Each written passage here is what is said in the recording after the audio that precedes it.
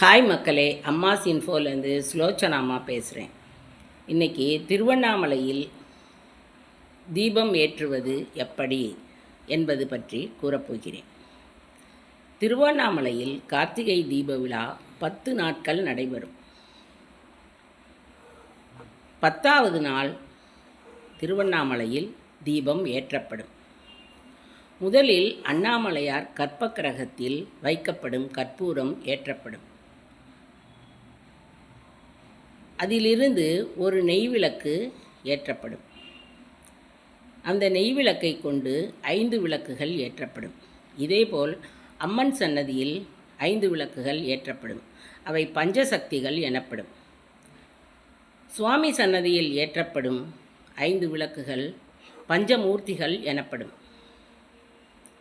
மாலையில் இந்த விளக்குகள் எல்லாம் கொடிமரம் அருகில் ஒன்று சேர்க்கப்படும்.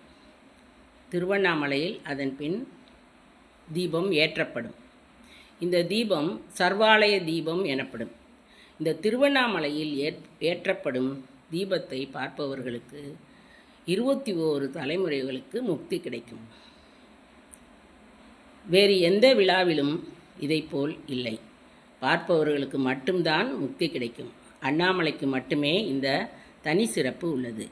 இந்த வீடியோ பிடிச்சிருந்தனா லைக் பண்ணுங்கள், ஷேர் பண்ணுங்கள், சப்ஸ்கிரைப் பண்ணுங்கள், கமெண்ட் பண்ணுங்கள். வாழ்க வளமுடன்.